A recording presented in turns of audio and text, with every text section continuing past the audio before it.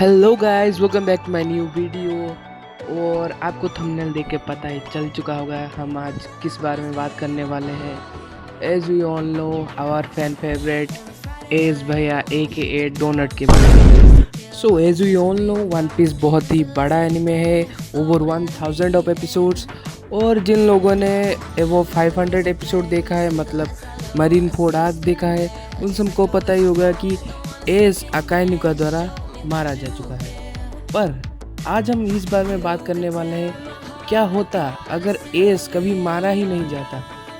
So as we all know Ace Luffy का भाई था, मतलब not from mother but brother from another mother. And Luffy और Ace को साथ पे गार्प ने बचपन से ही पाला था। और एक लड़की थी, लड़की तो नहीं बोल सकता, एक आंटी जैसी थी, दादन, वो उनकी ख्याल रखती थी।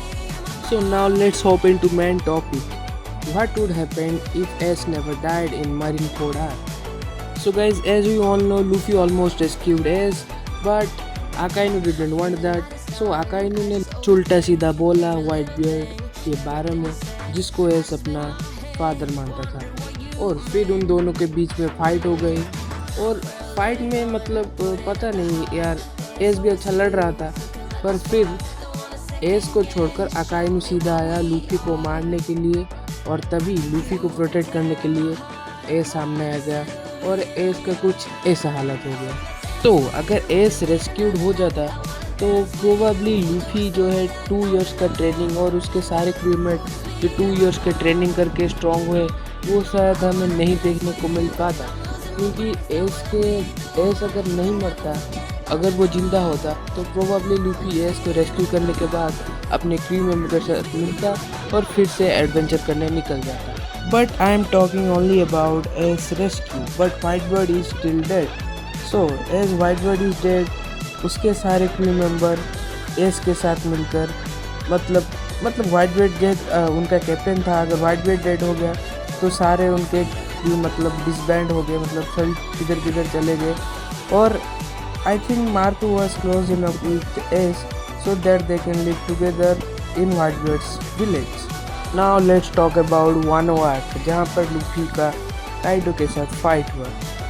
आप सबको पता है उधर मार्को आया था लूफी को हेल्प करने, और अगर एस जिंदा होता तो हमें यहाँ पर लूफी और एस एक साथ फाइट करते हुए दिख सकते थे, जो कि अस वन पीस फैन ओटाकू के लिए बहुत ही अच्छी बात होती और फाइट इंसेन होता।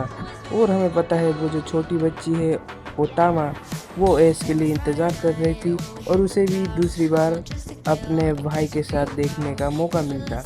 मतलब again here brother from another mother. And we guys all know that Yamato loves Ace, मतलब यामातो एस को चाहती थी, पसंद करती थी। और हमें यहाँ पर दिख सकता था कि एस एक बार फिर से अपना न्यू जर्नी स्टार्ट कर रहा है with Yamato Ace is crew member.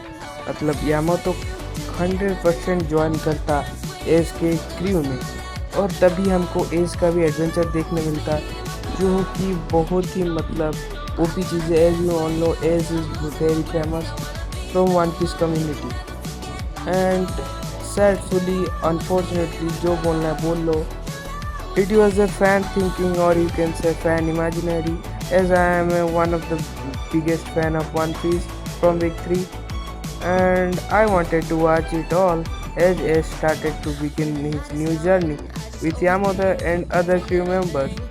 At last मैं चाहता था कि One Piece के conclusion में somehow Ace was connected, but sadly that can't be happened.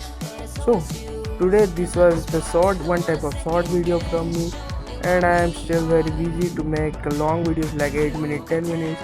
And if you guys will support me, then that will motivate me and I will upload more videos. So if you are new in this channel, subscribe, like, and इस बार हम M करते हैं 1 million like के लिए। Okay, that was out of my league, but guys, if you like my videos, then please subscribe. Peace out guys.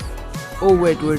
And guys, one more thing, you can comment me, आप मुझे comment कर सकते हो video ideas के बारे में कि मुझे किस तरह के वीडियो बनाने चाहिए। and I'll pick those ideas and try to entertain you. So peace out guys.